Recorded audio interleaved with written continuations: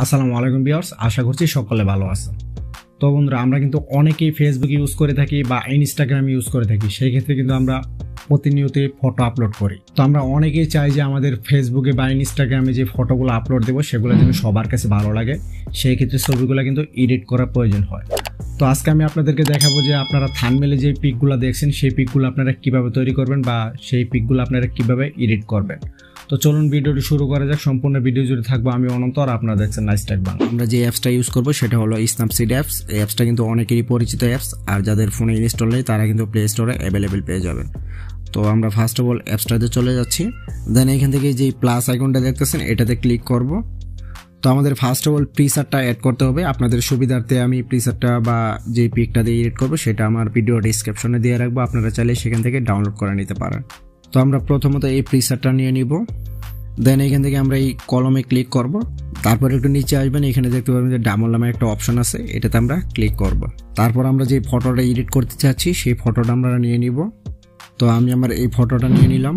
তো আপনাদের যে ফটোটা ভালো লাগে, আপনারা যে ফটোটাতে এডিট করতে চান আপনারা সেটা নিয়ে নেবেন।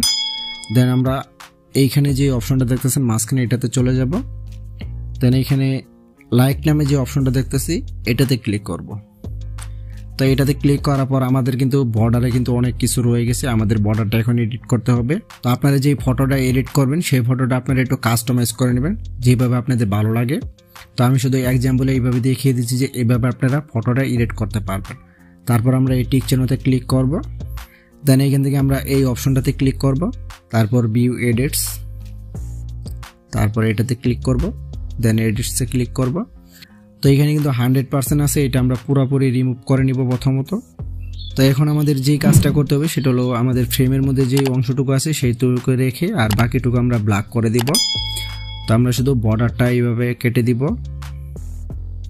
তো আপনারা একটু খেয়াল করবেন যে ঠিক এইভাবে করবেন, তাহলে কিন্তু আপনাদের ফটোটা অনেক সুন্দর হবে।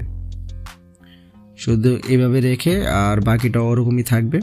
তো এইভাবে ফটোটা এডিট করবেন। আপনারা যে কোনো ফটো আপনারা চাইলে কিন্তু এইভাবে ফায়ারভাবে এডিট করতে পারেন, ফায়ারে কোনো অ্যানিমেশন দিয়ে কিন্তু আপনারা এইভাবে ফটোগুলো এডিট করতে পারেন। তো এটা কিন্তু দেখতে অনেকটা সুন্দর লাগে। আপনারা চাইলে কিন্তু এইভাবে ফটোগুলো এডিট করতে পারবেন কোনো ঝামেলা ছাড়া। তো তারপর আমরা এই টিক চিহ্নতে ক্লিক করব। তারপর এখান থেকে যে শেয়ার নামে যে অপশনটা দেখতেছেন এটাতে চলে যাব। দেন এখান থেকে আমরা সেভে ক্লিক করব।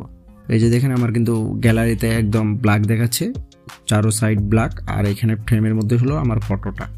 তো আপনারা চাইলে কিন্তু এইভাবে ফটোগুলো এডিট করতে পারেন। তো এই ভিডিওটি যদি আপনাদের কোথাও বুঝতে অসুবিধা হয় তাহলে অবশ্যই আমাকে কমেন্ট করে জানাবেন, আপনাদের প্রবলেমটা আমি সলভ করার চেষ্টা করব। তো বন্ধুরা, আজকের মতো এই ছিল ভিডিও। আই হোপ ভিডিওটি আপনাদের উপকারে আসছে। আর আপনি চাইলে কিন্তু এইভাবে স্ন্যাপসিড দিয়ে আপনি যে কোনো ফটো এডিট করতে পারেন। আর যদি ভিডিওটি আপনাদের বিন্দু পরিমাণে উপকারে এসে থাকে তাহলে অবশ্যই আমার চ্যানেলটি সাবস্ক্রাইব করবেন। তো দেখা হচ্ছে নতুন কোনো ভিডিওতে ভিন্ন কোনো বিষয় নিয়ে। সেই পর্যন্ত ভালো থাকবেন, সুস্থ থাকবেন। আল্লাহ হাফেজ, আসসালামু আলাইকুম।